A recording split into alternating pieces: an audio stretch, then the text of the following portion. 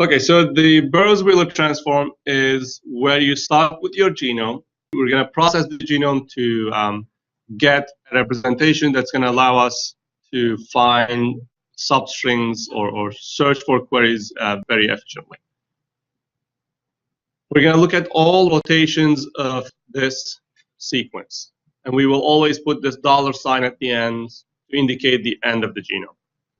We'll assume that the $ is not present anywhere else in the genome, and we'll mark the end of the sequence with a $. Let's think about the sequence on a circle. We're going to look at all circular shifts from this sequence. So we're going to start from A, go all the way to the $. That's one rotation.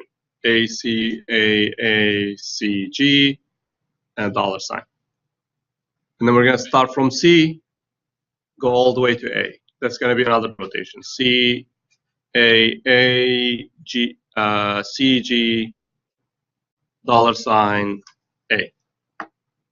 Then we're going to start from A to another rotation, and then get the next sequence, etc. Once we get the collection of such rotation sequences, we're going to sort them in alphabetical order. And we're going to get this. We're going to assume that the $ is the first character in the alphabet. The last column of this matrix now is called the Burrows-Wheeler Transform. So we're going to look at this matrix and only keep the last column and throw away everything else. And this last column magically will help us find any new query very efficiently. Before we get there, let's look at a few properties. Here you see a snapshot of an example that applied the transform to double helix paper by Watson and Crick. There are a lot of N's in that text, and you see that represented as the prefix ND, and the last letter is A. So A is sort of circularly shifting as the beginning of the A and D. Now the question that we're going to try to answer is the following. If you were given the last column, the Burrows-Wheeler transform of a sequence, can you recover the original string?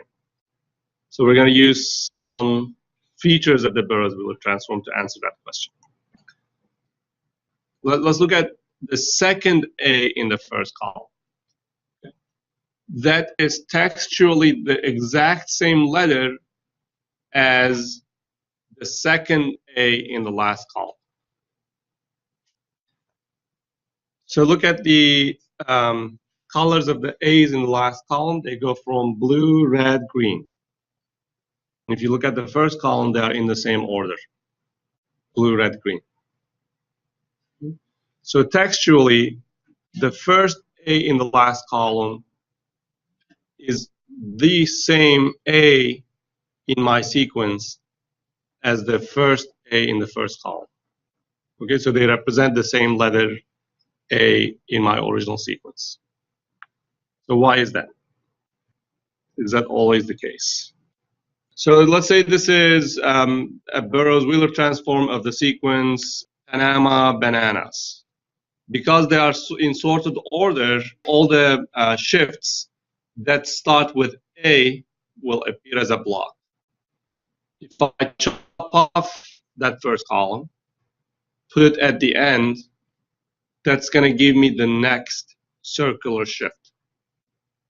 And those sequences will also be present somewhere in my matrix. They may not be as a block. Their placement will depend on the second, third, and so on letters and their alphabetical order. So if I take all the A's and put it at the end, the set of sequences will still be in sorted order. So if you look at your address book and take all the names that start with A, remove A from that, the remaining list of names without the A will still be in sorted order. Right? That's just the nature of alphabetically ordering things. These sequences with A at the end will be in sorted order, and their placement within the matrix will follow this order. Now, they may be interspersed anywhere in the matrix. Their actual placement will depend on what their first, second, and third letters are, what the actual alphabetical order is with respect to the other sequences in the matrix. But we know that these sequences appear somewhere here, and they are exactly in that order. When we added this column to over here, the first A here is the first A here. So the first A in my first column will be the first A in my last column.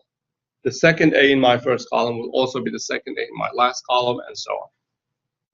So that's how we prove that the rank of a particular letter within that type of character is the same in the first and last columns of the Burrows-Wheeler Transform.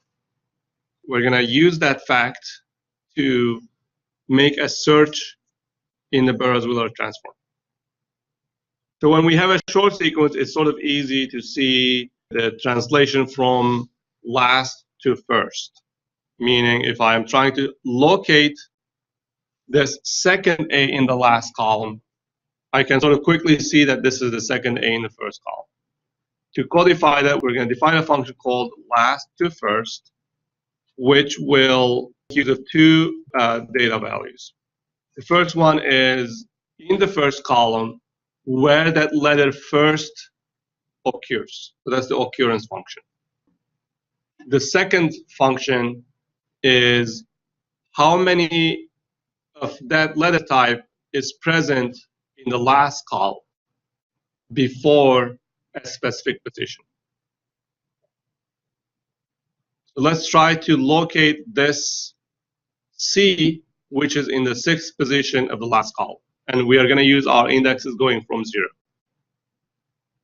So to locate this C, we're going to have to find where the first C is in the first column. So that's 0, 1, 2, 3, 4. The occurrence of C is 4. And then we will also add to that the number of C's in the last column before the 6th position. Okay? We're going to go up and count how many C's we have before that. There's only one. So this one is 1.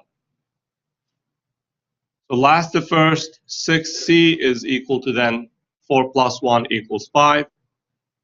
And this is where we end up. Okay? So we sort of, the last to first took us from this C to that C. That works because the ranks of the C's in the first column and in the last column are the same. So when you're trying to find this particular C in the first column, you make use of where the C's start in the first column and how many times you have to go down from that position. So now how can we recover the original string? What we're going to do is we're going to start $. The end of the $sign sequence is a G, which means when we circularly shift, G is the last letter of my sequence, because after G comes a $. All right? So G is the last character. And what I'm going to do is I'm going to find where that G is in the first column in order to find the character that comes right before G. So this G is the first G in the last column. This G is the first G in the first column. So I'm going to move from there to here. Okay? And then look at what is at the end of that sequence. There's a C. Therefore, the second to last character in my sequence is a C because of the circular shifts. Okay? So whenever you are looking at the pair of first and last characters, you can always say that the last character comes before the first character in your original sequence. Okay? So having an A here and a C here means that your original sequence had a CA. Having a G here and a C here means your original sequence had a CG. All right, so this particular G is the last G in my sequence. This particular C is the second to last character of my sequence. So far, I have those two. Okay. Next, I'm going to take the C and see where it takes me. That's the second C in the last column. Therefore, it's going to be the second C in the first column. All right. I'm going to then look at what's at the end of that sequence. There's an A. Therefore, there must be an A before that C. Find where that A is. It's the second A in my last column. Therefore, it should be the second A in my first column. Look at what's at the end of that. There's another A. Therefore, there must be another A before that A. And then go back, find where this A is in the first column. It's the first A in the last column, therefore it should be the first A in the first column. Look at what's at the end of that. There's a C, therefore there should be a C before that A. This C is the first C in the last column, therefore it should be the first C in the first column. See what's at the end of that. There's another A, and I get an A, and I've built my sequence. Okay. You can repeat this one more step to confirm that you end up with a $sign. So this A is the second A in my last column.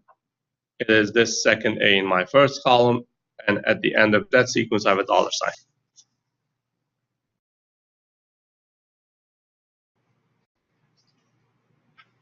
All right, so once we have our Burrows-Wheeler transform, how can we search for a pattern very efficiently? Okay, so that was the question that we are trying to address now. So let's search for this ANA pattern in Panama bananas. So if you were doing this, coding this without Burrows-Wheeler transform, you would start, check your first letter, it's not there. Check your second letter, yes, yes, yes. So there's a match there, okay? And then move on, AMA, no, and then move on, ANA, yes, and then another ANA, yes. So that's, you would scan forward, starting from your first position of your genome, and then compare one by one the characters in your pattern, okay? Now, if we have the Burrows-Wheeler transform, what we do is the following. We're going to look at the matrix, although we are not keeping the matrix. So I'm showing you the matrix for sort of visual purposes only. When we are writing the code, writing the program for this, we're actually not keeping the entire matrix. We are only keeping the last column, plus some auxiliary additional information that will help us do the left to right transform. So we can pre-compute some of the things to speed up that transform as well. All right, but let's see how this would work in this matrix. So searching for ANA means I'm going to first look for the last character in my pattern. So that's A. And look at my first column. All the A's there will be candidate ending positions in my genome. These are the only A's I have. This A could match only those A's. It's not going to match anything else. I don't have any other A's in my sequence, in my genome. Okay. So each of these rows, each of those A's represent one of the A's in your genome, in some other order, of course. All right. But we'll call them A1 through A6. Although in the genome, they are not in the same order. So once we have sort of matched up this last character, next we're going to walk to the end of that row and see which ones match an N. So this one does not match an N, so we cross it out. This one does match an N, so that's still a candidate. Okay, so we'll keep it. Next one doesn't, next one doesn't, next one does, next one does. So we went to the end, and so far we've matched the NA part of our pattern. The red ones are mismatches. We drop them. They can no longer be hits. The green ones are still good. We're going to keep searching for the next character in them. So what we're going to do is for each of these candidate ends, We're going to walk left, find where they are. This one is there, this one is there, this one is there. And check what their next character is. So whenever I say next, it's actually the previous character. Okay? So what their next character is, and then we'll see if it's an A or not. We move left, and their next character is an A. And then we do another walk left, which is really not needed, but that's where we stop. So this matrix contains rows that are sequences representing every starting position in your genome. So these three are those three right here. So now how can I do this efficiently, right? I had to follow all of the possible A's at the beginning, right? And then follow their arrows, go back and follow their arrows. So that's sort of too many arrows to keep track of. Next, what we're going to do, we're going to make use of the fact that these things sort of appear in blocks. So all the A's in the first column are in one block. All the N's are in another block. So when we walk left, we are essentially restricting that block to a smaller segment. Let me show you what I mean by that. When I jump from there to there, among all A's that I had, now I've restricted it to this block. Okay, so that block, if I had other things to search, say Anna, let's say I was looking for another pattern P. In my search, as I follow more arrows, that block will not expand beyond these three. So it's always contracting, right? So the A's above that are gone. The A's below are gone. And that block of three A's, as candidates, they will be moving forward as candidates. They may shrink, but I know they will not expand. Instead of keeping all arrows, I can keep just two, the starting of the block and the ending of the block. All right? So those are the only two arrows I'm going to keep track of. And this is the method implemented in an algorithm called FM index. All right? So here's what we're going to do. At the beginning, the arrows point to the top and the bottom of your entire matrix. So those are the candidates. We have not eliminated anything yet. When I show the bottom, I'm actually showing just one below the candidates. So top is 0, bottom is the length of my matrix, of my genome. And these are 0 indexed. So the green arrow is actually pointing one below the letter G. Okay? Just for indexing convenience. So what we're going to do next is in each iteration, every time we walk to the next character, we're going to see where these arrows move to. Okay, so we will only keep track of these two arrows. And we will progressively find longer suffixes of the query, the pattern that we are searching. So let's say we are looking for AAC in the sequence. Now we're going to look in reverse order of the query. The query character is going to be the last character in my query. So that's going to be C. And I'm going to apply this function.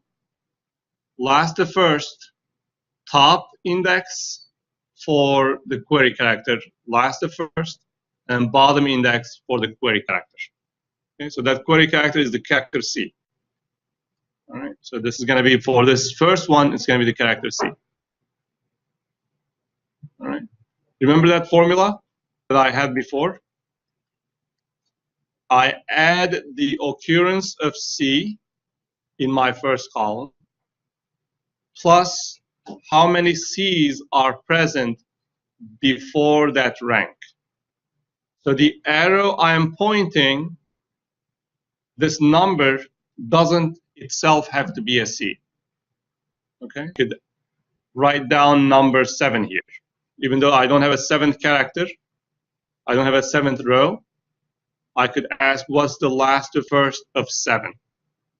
Okay, so everything will still hold.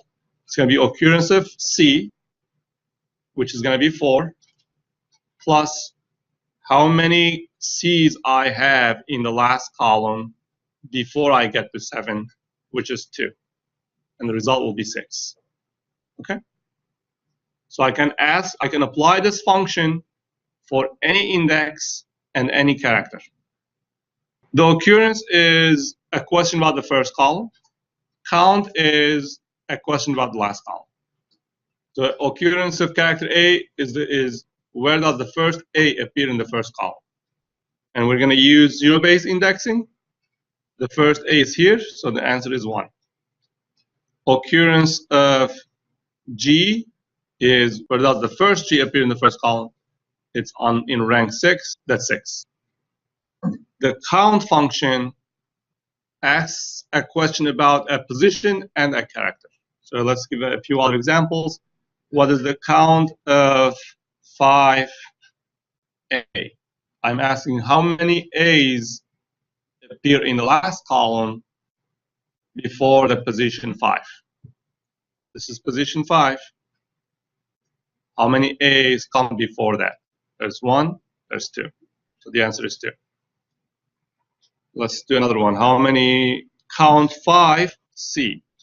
So this number 5 doesn't have to be a C or an A for me to apply this function. Again, I'm going to go to position 5. Now ask the question, how many C's are there before that row?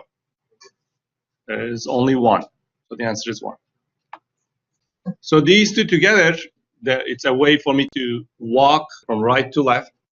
So the first one, the first occurrence tells me where the first of that character is in the first column. And the second function tells me how many times I have to go down in that first column. Now I'm applying this LF function to each of these arrows, to each of those characters.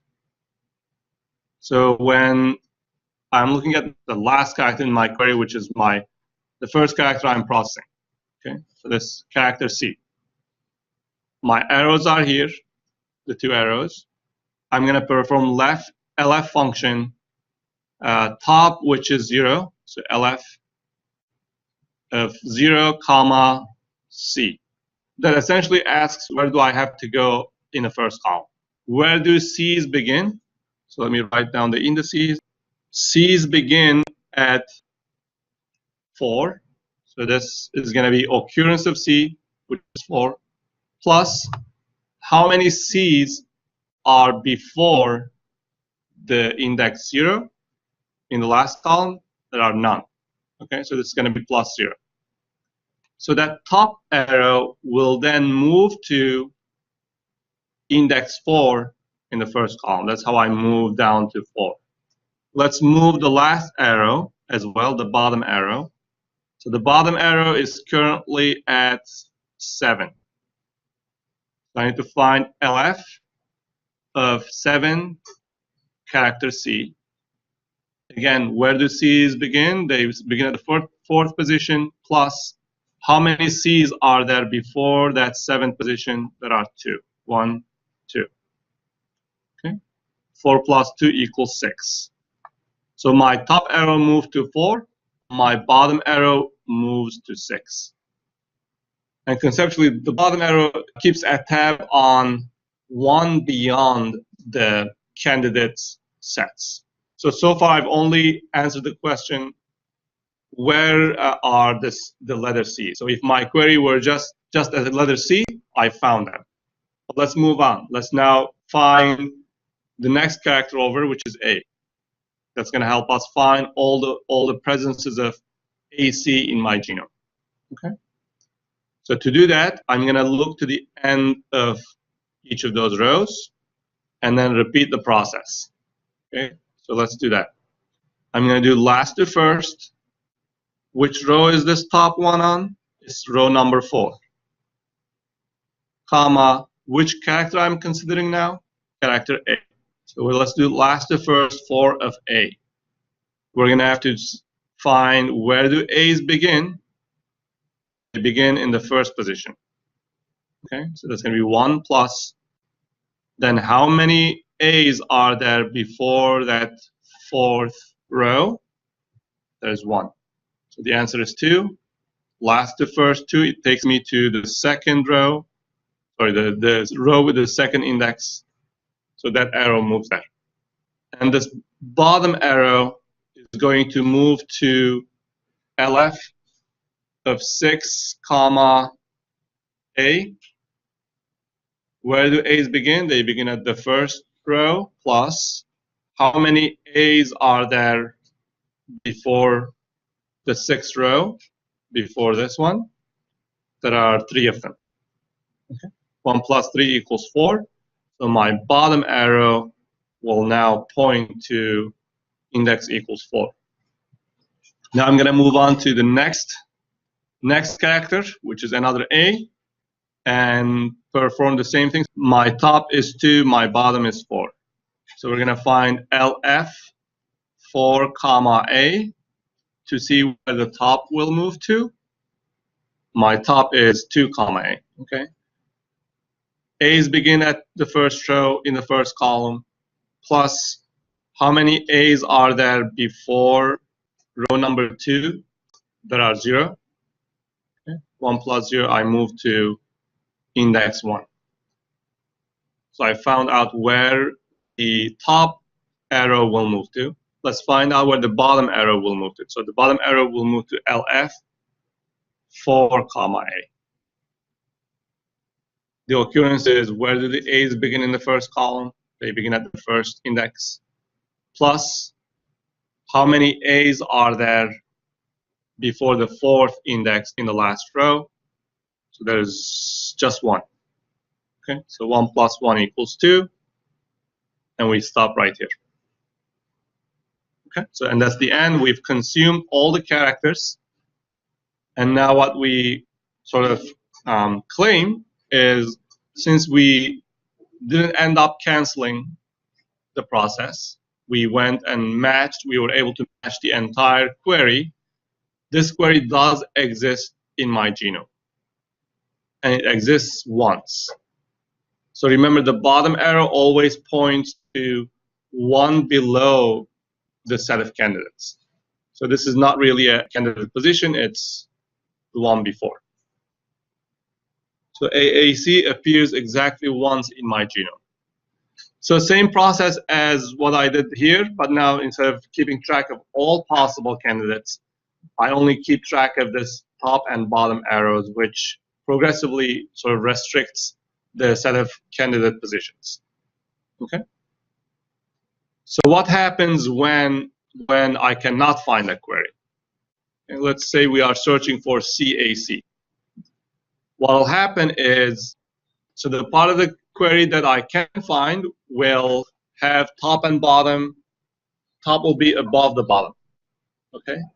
As soon as there is a conflict, as soon as I look for a character where the rest of that sequence is not present in my genome, the bottom and top will either converge, or the bottom may be above top as well if you keep repeating it after this. Okay, so what that means is that we don't have any candidates left. All right, so the query that I'm searching is not present in the genome. Okay, so if the bottom and top arrows merge, that means CAC is not present in the genome. What the thing that you are searching is not present. So this is how we can find whether a query is present in the genome. Now, how does this compare with searching the original genome? So is this faster or slower than searching the original genome? Can we claim that it's faster or slower? So if you were doing this in the original genome, say you had 3 gigabytes of characters in your genome, and you were looking for a text that were 20 characters long, you would have to scan through 3 gigabytes of text and see if your 20 characters are in any of those positions, right? So in total, you would have to spend sort of 3 GB worth of time to find your 20-character long query. How about here? How much time do I spend here? I'm spending 20 characters worth of time. Okay. So the for loop, so in a way, represents how many times I'm looking at a position. Okay. And assuming I have these functions available, which we will, all right. And that's going to be another issue that we have to resolve. But let's assume that we can calculate those functions very efficiently, very effectively. The amount of time that I spend finding something is limited by the length of the thing I'm looking for. So if I'm looking for something that's 20 characters long, I'm going to spend 20 characters worth of time to find it. Okay? I'm not going to spend 3 GB of scan to find where it is. So we've so far answered whether or not something is present in the genome. Okay, so that was the easy problem. The slightly more complicated problem is where is it located in the genome? We find that's AAC, but where is it? With this transform idea, we don't have a position yet. So we don't know where each of those circular shifts start from in the genome. All right. So what I could do is once I do find hits, one or more hits, I can keep walking back to all the way to the beginning of the genome, and that's going to tell me where the starting position was. Okay. So once I find a match, once I have consumed a query, I'm going to look at all candidates and keep walking all the way back to the genome, just like I did when I was generating the genome from the transform, from the BWT. And the number of steps I take to get to the beginning of the genome will tell me where my sequence is. Okay? I may possibly scan 20 gigabytes of characters to get to the beginning of the genome, so that's going to take a long time. All right? So I don't want to walk all the way back. That's going to be too slow. And the complexity, the amount of time that I spend will be linear in the length of text. Here, text meaning the genome. All right? I want to accomplish this in the length of the query, not in the length of the genome. So what can I do? One idea is to keep the entire matrix, or actually the last column and the first column. What we could do is keep the position of each of these rows. And then once we find a candidate row, right, when we find AAC, we can read that number from that list and say we found it in the second position. So when I create my transform, I will additionally keep the locations of each of those circular shifts in my genome. I'll just read that number from this array. Okay, well, that's one solution. This is good, but we can do better. The reason that this solution is not desirable is the set of numbers that I keep will also be large. So if I'm trying to index, if I'm trying to build this Burrows-Wheeler Transform for the human genome, 3 gigabytes of letters, the length, the size of the array that I need to keep will be roughly 12 gigabytes long. Okay, so it will take 12 gigabytes of computer's memory, which your laptop may not have. So can we do better? Instead of keeping all those numbers, what we're going to do is we're going to keep these numbers only at certain checkpoint places. So let's say we're going to keep the location of the string, the location of the circular shift at every 32nd row. So we're not going to keep the position of every single one.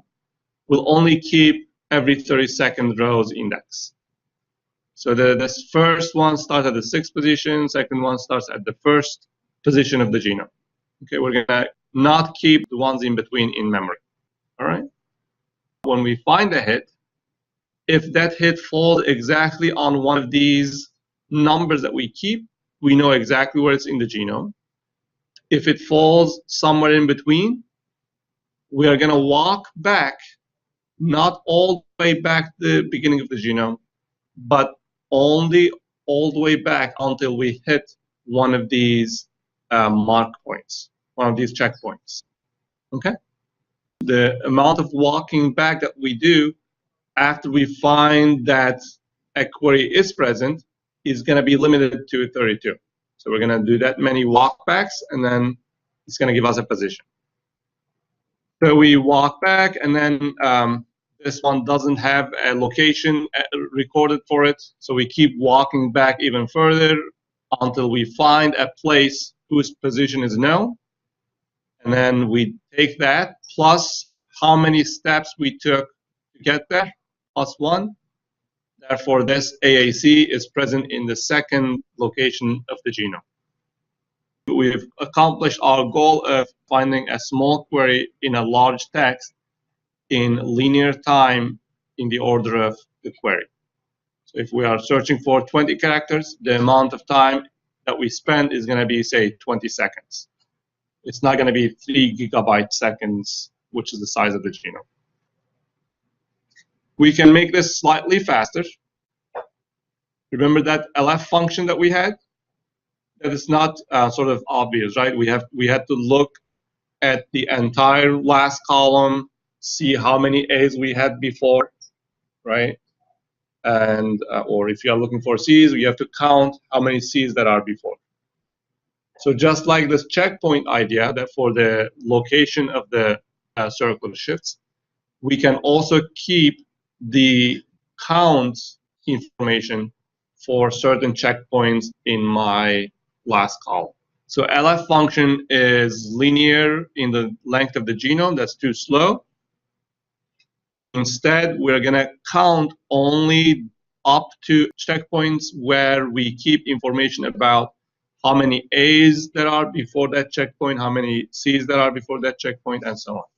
So that way we don't have to scan the entire first column, entire last column to find out how many C's there are before a certain position.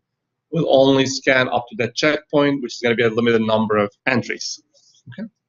So again, we have limited the number of time that we have to do something, which will mean that we can find the answer in constant time.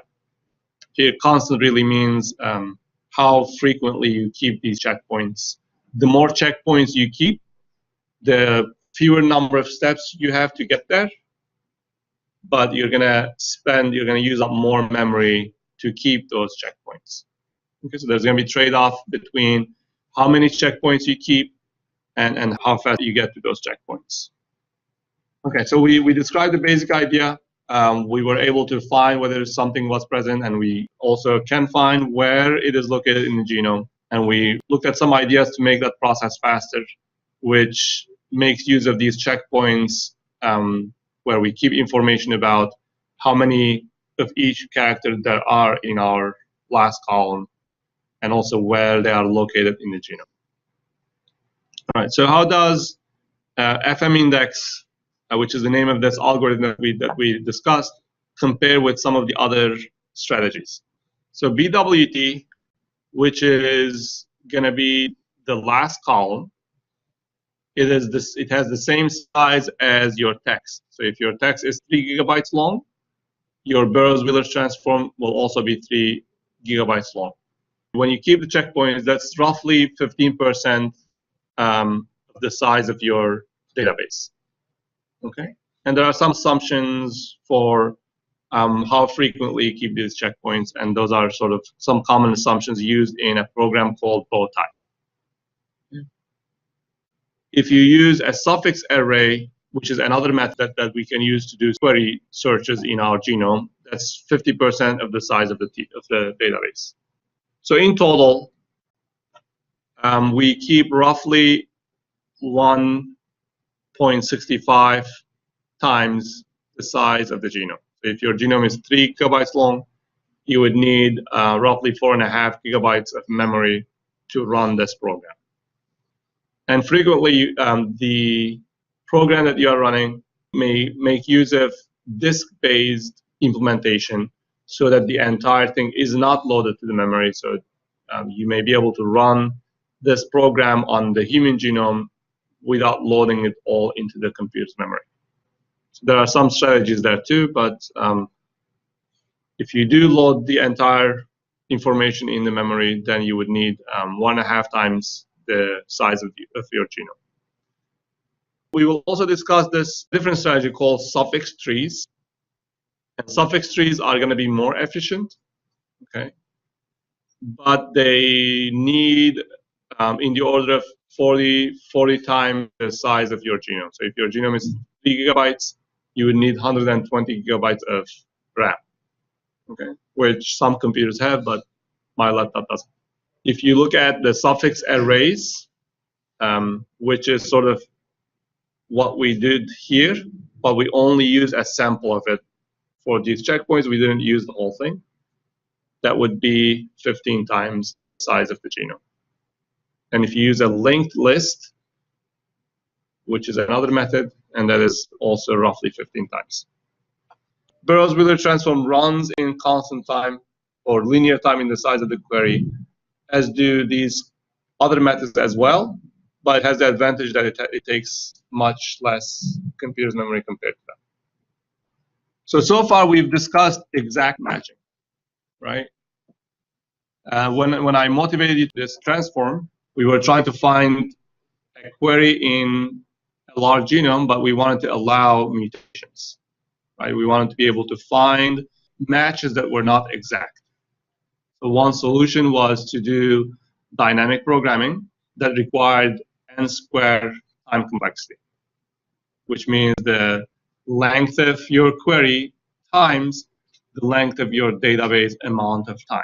So 20 times 3 gigabyte, that's more time that we would like to spend.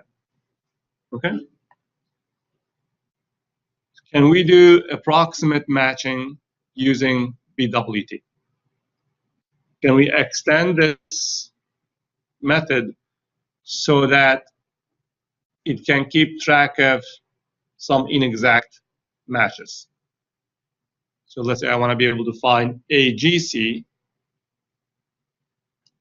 and I want that to match AAC. I want it to match GGC or AGA. So all possible one mismatches. To find inexact matching, we're going to again trace these arrows, but each arrow will have this additional information of how many mismatches we have allowed so far. And before we begin the query, we have to have an idea of what is the largest number of mismatches we are willing to accept. Okay? So for this demonstration, let's say we would like to find all matches with at most one mismatch. So remember, I started with these A's, and I previously eliminated the ones in red because they had a mismatch. Well, now I have to keep them. When I keep them, I'm going to keep track of how many mismatches I have allowed for that particular entry. So number of mismatches, there's a M mismatch, so I increase it by 1. And as I walk back toward the beginning of the genome and matching with my query, for each of these entries, I'm going to update the number of mismatches as I find a mismatch. So whenever I have a match, I'll keep it as 0 or as 1.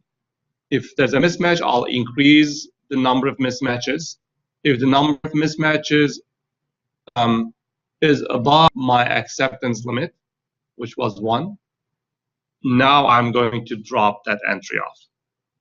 So that entry is no longer a candidate because it exceeded my acceptable level of mismatches. So keep doing that until we've consumed the entire query, and the result will be all the positions that match my query with a mismatch of at most 1.